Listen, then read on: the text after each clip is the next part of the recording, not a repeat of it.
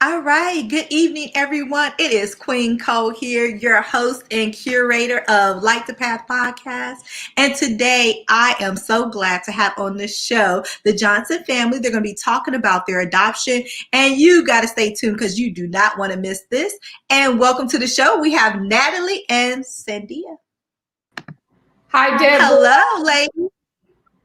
Hi. Welcome to Light the Path podcast. We're so happy to be here. Hi. Hi, I'm glad to have you here. Natalie, you're the reason why we're here. You're the reason why we're having this discussion. I think she's excited and nervous at the same time. Yes, I can imagine so. But you know what? You're talking about yourself. So this is a great thing. It's easy. You know yourself. So I'm excited to talk to you ladies today. So thank you for sharing your story with us and with me and the listeners. I think it's such a great thing. I love your story and I can't wait to dig a little bit deeper. So how are you ladies doing amidst this pandemic, amidst everything that is going on right now? How are y'all doing? We're doing great. I think it's been a great time for us to lay still a little bit and get to enjoy the family, get to enjoy each other. We've been experimenting and developing new experiences. We've started cooking a lot more and we try to cook together. And eating a lot more. And eating a lot more. We try to exercise. We've been reading. Natalie does virtual school. And I think it's been a great bonding time, all things said and done. Okay, that's great. I think that we're all trying to adjust to it. Natalie, how are you adjusting to virtual school? Be honest. I think I'm adjusting pretty well. I like it because I get to spend a lot of time with my family. But then also I don't get to spend as much time with my friends and sometimes I can get distracted. So I've been adjusting to it well, but also I could usually go either way, but I also like the extra bonding time with my family. Okay, yeah, that's always good to be able to, get a little extra time in. Because you know what? I was thinking, because my kids are young adults, so they're, out doing their own things. They're in college. But I was thinking like, oh, my kids would have been able to travel. Like I would have said, here, log on wherever we're at. We could be on the moon and boom, you could just log into school. Yes. Without the teacher knowing. True. So look, I just love following your family. So the first picture that I want to ask about is this picture because I thought this was so poignant and so timely that you all took this. So let me pull this up.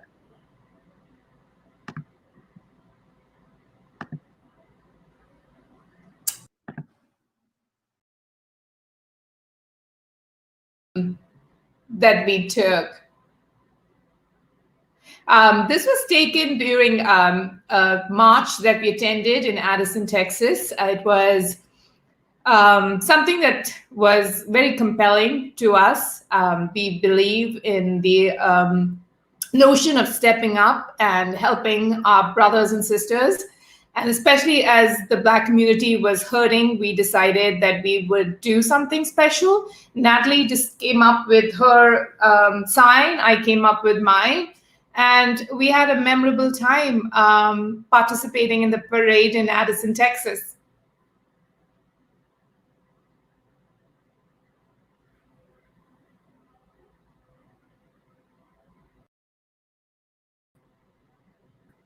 Oh, sorry. Operator error here. But we being recorded, or do we have to say it again? No, you're good. You're good. But that was my fault. I couldn't come back. But I love that. And I love the fact that y'all are starting early. You're starting that early with your daughter because I think, I feel like in my heart, racism is something that is learned. All kids, when they see each other, they just want to have fun and have a good time. So you started early showing your daughter that. I thought that was very poignant because a lot of kids don't get that kind of encouragement. And Natalie was probably the youngest in the parade. walking the parade. There were obviously babies that parents had brought along, but I mean, at one point, at the corner of from the corner of my eye, I was watching her, and I think it was a moment that I will cherish because I know she was very proud. And I know it's something that she will remember. And I wanted to be by her side for her very first parade. And this was probably the most meaningful for us, to be there. Yeah, that was really good. Natalie, how did you feel about it? Was it a lot of people? Were you overwhelmed? There were definitely a lot of people. I knew what protests look like, but since we were going to a peaceful protest, it wasn't exactly what you see on TV, though it was still a little overwhelming and also very hot. But I thought the experience was really necessary to have for everyone too. Yeah, well, that was lovely. I'm glad that y'all got out to do that. And it's so important what you just said, Natalie, that it didn't look like what was on TV, because a lot of times, we get our information from TV, social media, and for you to actually experience it yourself and like, hey, it wasn't quite like that. So it was good that you were able to have that experience. I'm excited for you. Yeah. So look, I like to ask the guests this when they come on the show, and y'all can tell me this because I love your cooking segments. I wanted to put one of the videos on, but I was like, oh, I don't have time to get it all together. But what have you tried new lately? We've been actually trying to eat a little healthy, believe it or not. So Natalie is a great supporter of anything that I cook. So we've been trying mostly keto-like recipes, a lot of recipes that are sugar-free. Natalie helps me to organize our shelves and make sure that we're replacing unhealthy stuff with more good, wholesome foods. So yeah, we've been trying quite a bit, and it's random. I go mostly by what's available. Natalie makes very good avocado toast. Yeah. Yes, that's her specialty. She can do it better than I do. Ooh, I love avocado. I love avocado. Have you all been to Uncle Julio's where they do the tableside guac? Yes. Ooh, yes. It's so good. It's so good. It tastes even better when it's tableside. It's like, please make it on for me. Yes, I love a good avocado. I just learned how to cut up an avocado this year because I was like, I always see them. I never knew about the first. I had to learn, so I like that. Y'all continue to try new things. I love that. Thank you. Okay, so let's jump into this conversation because this is why we're here. We're going to talk about your adoption, Natalie. So, Cindy, I want to ask you first, why did you choose to adopt from China? Great question. So, as you probably know, I'm from India, and my husband, Matt, is American. And I knew earlier, as a young lady, I had ovarian cancer. So I was left with no option but to adopt. And it was a condition when we got married that we would adopt. So after a year of being married, we started looking around. And at that time, we had very honest conversations about what we wanted. We knew we wanted a little girl. And we also decided, this is very random, but we decided that we wanted our child to not look like either of us. If the child looked too much like me, it'll be my child, like him, his child. We said, how about we just have a child and allow her to have her own identity? Just as we each take pride in our own. So, and at that time, China had, the adoption in China was something that was being done. And we came across a very good adoption agency. And we heard the stories. We talked to several families, heard their success stories, and our hearts were moved. And we said, okay, so this seemed like it felt right for us. They also told us about how the process worked. So it seemed like something that we could step into. I love that. I love that you said you didn't want her to look like either of you. That's great because us American people, like when we see the kid, we're like, he looks like the Bob. He looks like the, you want to put that together. So I thought that was very cool when I heard your story that you did not want her to look like either of you because you're right. Somebody would automatically say, oh, this is so yeah, that was so cool. I love that. So how did you talk to Natalie about being adopted? How did that work out? Um, I used to, from the time when she was a small child, like maybe 3 years old, and it was quite obvious that our features were not like each other. So we Mm-hmm. told her the story of her being from China, and that I was from India, and Matt is from Chicago. And we talked lot about each of our countries, America, India, China. And we always wanted her to be always proud of her country of origin, just as I'm always proud of mine, and Matt is, and now all of us are Americans. So we started by romanticizing the story of adoption, the idea that she came from our hearts. She didn't come like most other children did. And we also kind of told her the story of how she was in China looking for parents, and we were in America looking for a baby girl. And so, and how, God made it possible for us to all meet together in China. And we knew from the time we set our eyes on each other that we were all meant to be a family. So that was the story she heard from she was 3 years old. And we slowly built on that story. So it's been a very easy conversation. It's a beautiful romantic story that we've kept alive. So that's how it kind of started. I love that. I love that. So how did you feel, Natalie, when you heard that? I mean, can you even remember when that happened? That was like a long time ago now. Yeah, I don't really think I remember being told that story, but I can definitely imagine what it probably looked like. Mm-hmm. You see, and that's what I'm trying to think. Oh, I think my son who just turned 22 here recently, I think one time he asked like something like, how did he get here or something? And I'm like, I don't know. You chose me, so tell me. So I was sort of like, he was young, so I couldn't explain like I was caught off guard. I'm like, you tell me, you pick me. So I like that. I really like the idea that you all were both looking for each other. That is very sweet. So what's been the best part of adoption? I think the experience of parenthood has been tremendously moving. The idea of providing unlimited possibilities to a little girl, I think, is been most satisfying.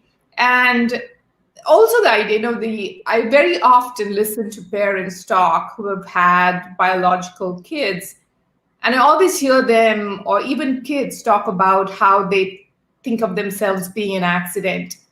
And I think the most beautiful part of adoption is that it's a very conscious choice. You chose to be parents and you stepped into that role after a lot of preparation and so willingly.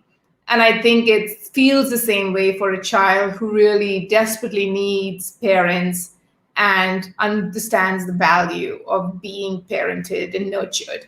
So it's not an accident. Adoption is a conscious choice. Yeah, you have to be really sure about it.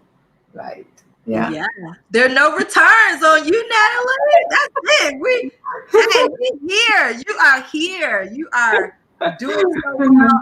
I love seeing all your pictures. Here's another picture that I just love of you two. Hold on a sec. Let me pull that up.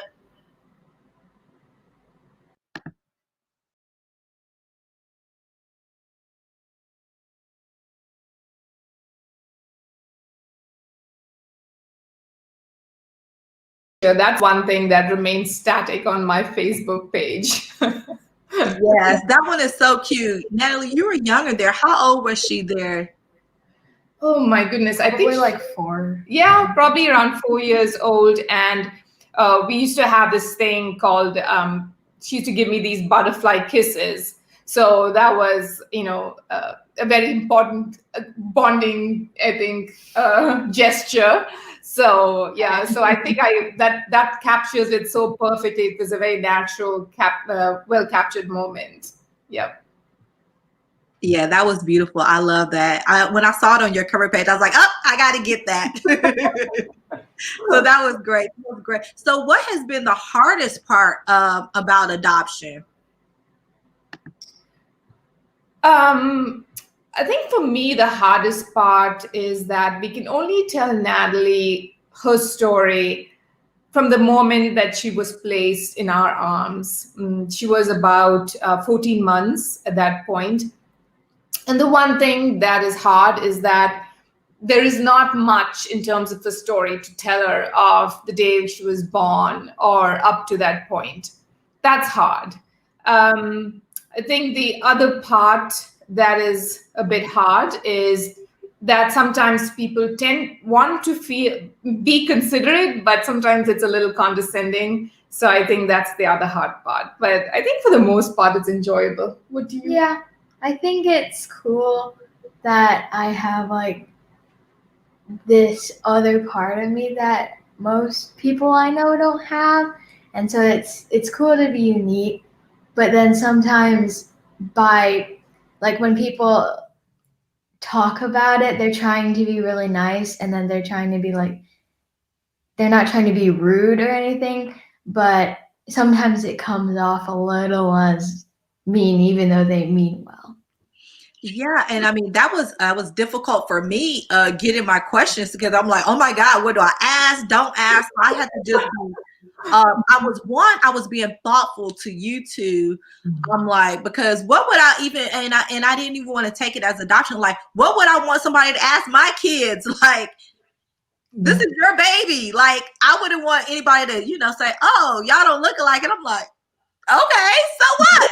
This is my baby. You know what I mean? So I think that's something that we have to be, as a society, more conscious of when we're approaching different situations. Is that think like, put yourself in somebody else's shoes by saying, what would I want somebody to say to my child? I wouldn't want somebody to say some kind of sidebar comment or a question, question my child on something that would it be right? So I was very thoughtful and prayerful with the questions because I'm like, this is a great story that needs to be told. So I didn't want to, in my brain, I'm like, I don't want to get it wrong. Yes, I know. And I think for the most part, I think everybody is very kind.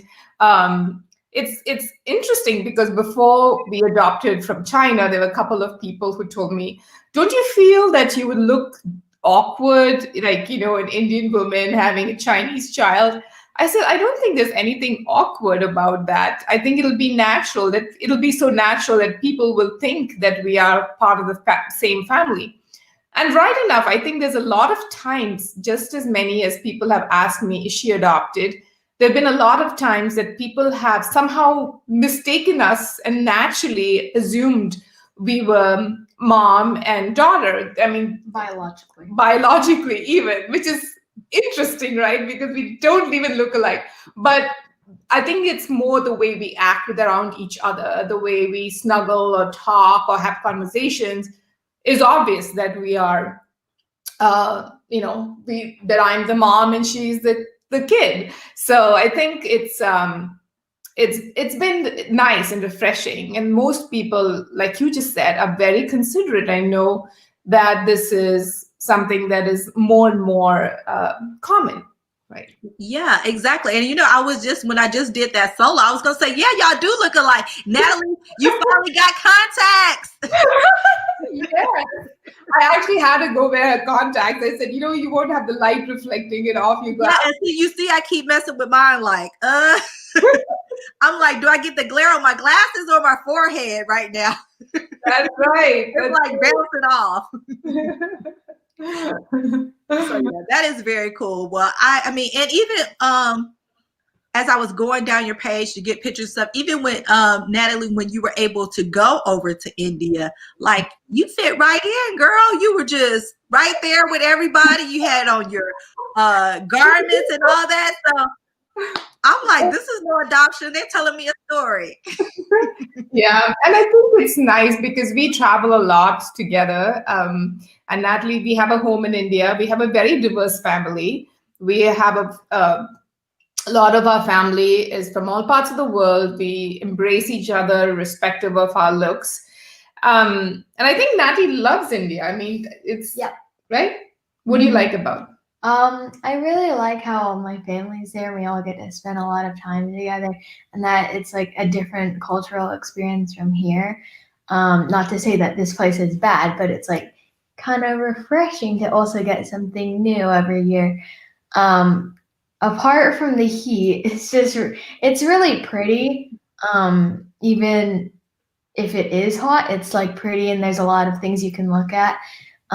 So when we go touring other places, so like one time we went to the Galapagos. Wait, no, that was a different place. Where did we go? Rajasthan, and we got to see a lot of sights and stuff, and it was really cool. And I got to learn a lot of new things. Yeah, and that's good. You get to explore both places. So that is cool because a lot of children don't get that experience. Like some people have never left the States, and then even to shrink it down, some people have never left Texas. Believe it or not, there are people, adults, that have never left Texas just because, they haven't. So I think that is very cool. So you talked a little bit about saying you didn't really know that much about previously. So is there a relationship with the birth parents? Like what kind of adoption was it? Is that a question? I don't know if that's a question. Yeah, it is. What's the relationship with the birth parents? You're doing great. With China and most international, I think that's a general statement, but it's a closed adoption. So which means that you don't know the birth parents. And we really don't know much in terms of the story. All we knew is we met an orphanage director who handed over the baby to us. So we have no identification or no knowledge of Natalie's birth parents. However, we've told Natalie that if she continues to learn Chinese, when she turns 16, her sweet 16 will be in China. So we want to take her back to her roots so she can see the land where she was born, as well as the place where she comes from. Natalie, are you on this? Are you on these words? Are you getting ready?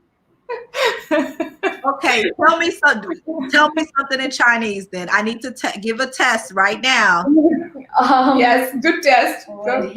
Say this is my mama in Chinese. Fine. 这是我的妈妈. She just told you that this is my mother in Chinese. Okay, one more time. Say it a little louder. 这是我的妈妈. I like it. I think you're going to be there when you're 16. You're on the fast track. I mean, what kind of incentive is that?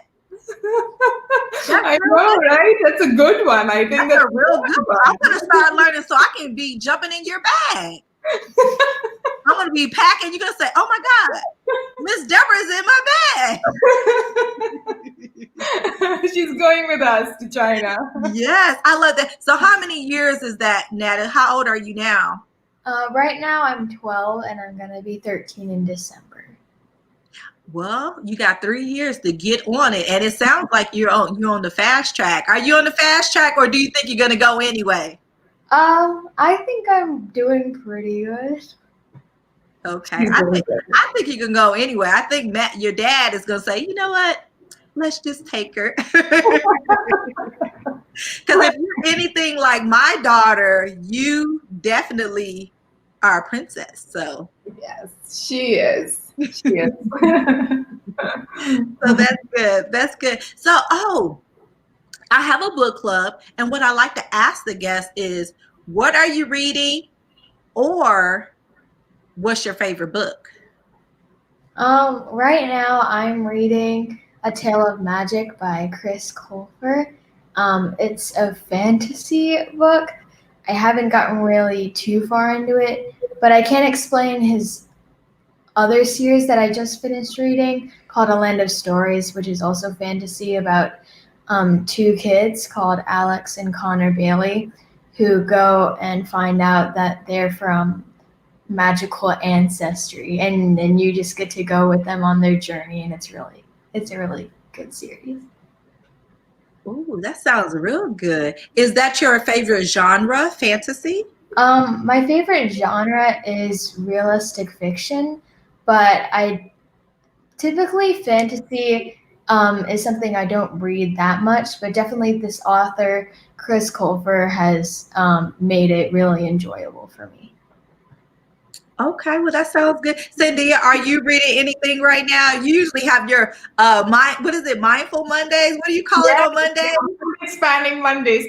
So I read mostly, as you probably know, Deborah, I love books that are related to human behavior or leadership. I'm a consultant in that space. So I like to think of myself as a human behavior scientist. So I think for me, anything that's to do with leadership or culture tends to captivate my mind. One of the books that I actually highly recommend for people who are looking to be leaders is How to Lead by David Rubenstein. He's definitely captured the learnings from several leaders from all walks of life very well in his book. I also I'm going through a bunch of different authors on coaching because I feel like there's so much power in untapping human potential. So I'm digging into that topic at least for the next 4 to 6 weeks. So that's kind of what I'm reading. And I try to read at least one book every week. That's my passion. And I try to stick by it. Ooh, that's very aggressive. Once a week. Ooh. Yeah. I need to step my game up because I think I'm about one a month just because I'm, doing other things. But I might need to get one every 2 weeks now. I might need to look. This might be a challenge. There you go. You can do it. Challenges, right? Like let's do a reading challenge. Yes, you can do it. I think that the reading is so stimulating. I try to keep my book near me in the evening, so when I'm watching TV program and it's not going the way I want, I'm bored, I hold on to a book. And when I read a book, I try to read it very intentionally because when I'm reading, I'm more trying to see, more trying to pull out some of the learnings that I can apply immediately. So, and one of the things I've started trying is actually writing a summary and trying to say it out loud because I feel, and I do it more for myself, is when I do that, it kind of reinstills the learning of that book in my head, and I'm more likely to share that with other people. So I try to do that, and I find that every week, my book summary at least reaches out or touches one person, and that's my goal, right? If I can read a book and somebody needs to hear that message and it goes out, I feel like I can be of help to someone. So that's kind of my thing, because there's so much in reading, because there's also the interpretation of how you take the learning and think about its application. Someone's lived experience is shared, and it's so nice to pass on others' lived experience besides just talking about your own. Absolutely. I love that. I'm going to definitely amp up my game. Come here 2021. I need to start mapping it out, getting this thing right. And I like how you do the summary. That's an excellent idea to retain the information. So I really like hearing that. So before I let you young ladies go, I have 2 more questions. I wanted to ask something more so as far as lighting the path for others who are adoptees and adoptive parents. One, I want to know something very exciting. How do you celebrate Gotcha Day? Do you all celebrate Gotcha Day? Yes. Gotcha Day is March 1 in our household. There's usually cake. And it's like an extra birthday. There you go. That's a nice way to look at it. It's an extra birthday for Natalie. And I think it's just, it brings back memories. We laugh and talk about the first day we got her. She's probably tired of the stories, but she also seems very interested in them. So we remind her. We are always so grateful for that day, and I don't think it'll ever be forgotten. I think a big part of adoption is celebrating the idea that there's, besides the normal birthday, there's that gotcha day. That's a much more meaningful birthday for us. Yes, that is very awesome. So in celebrating Gotcha Day, what about, how do you celebrate the adoption with Gotcha Day, but then on your journey, but you don't like make it just solely part of her identity? How do you balance the two out? I don't know if I'm asking that right, but how do you celebrate the child's adoption, Natalie, and her journey while not consistently placing that part of her identity? Yeah. Do you want to answer? I would, and I can't speak for everyone, but me specifically, I would just want to feel like love, like as if I was also biologically their child. Just like feel loved and appreciated, So, because even though me being adopted is still part of me, it's not the only part of me that counts. So it's important to just make them like that your child feel loved and appreciated, and as if they were just like born by like still it's a little hard to explain because it's kind of, for some people it's a touchy subject, but I would just mostly say just treat them as if you would treat another kid. Yeah, I mean, and you just said the right thing, Natalie. You said that you have 2 birthdays. Well, none of us, I mean, not everybody can say you have 2 birthdays. So with the Gotcha Day and your birthday, you constantly celebrating. So I think that is very awesome. Sandia, did you have any other words as far as that part is concerned about what do you and Matt do to just help cultivate that, you have your identity, but like Natalie said, it's not the only part of you. Absolutely. I think Natalie hit the nail on the head. It's the everyday behaviors are just as we were parents of Natalie, right? So we show up as her parents, we celebrate her wins, we discipline her, we listen to her. She has some very sound advice for me, at least, a lot of times. So I think we just, we live every day remembering behind, at the back of our heads that she is obviously very special because we were matched to be her parents. And but I think most importantly, the idea that we are just parents and we have to do everything that parenting includes with a whole heart. So I think that's just what we have decided we do. The topic of adoption doesn't really come up as often, but it's not something that we shy away from. We talk about it. We're open to any questions that she has. And the reason why she's here, I mean, it's not something that we hide. We talk about it, we discuss it, and if there's any questions or anything, emotions that Natalie feels, she can always share it with us and we'll be there to help her. Yes, I love that. I love your story. I'm glad that I was able to speak to you all today. So thank you so much for being on Light the Path. Thank you so much, Deborah. You're an awesome, inspirational person. So keep doing what you're doing. Thank you so much. Thank you. Bye-bye.